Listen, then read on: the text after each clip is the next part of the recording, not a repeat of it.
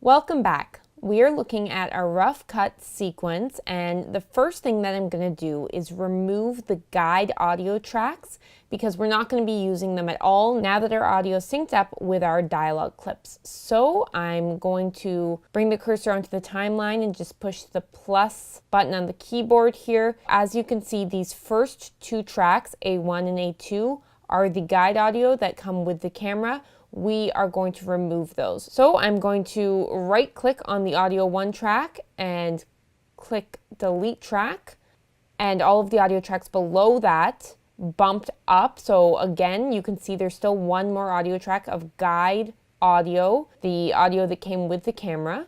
You can tell that because this footage clip here says 12.mp4 and this audio track underneath says the same thing. So again, we are going to right click on audio 1 track and click on delete track.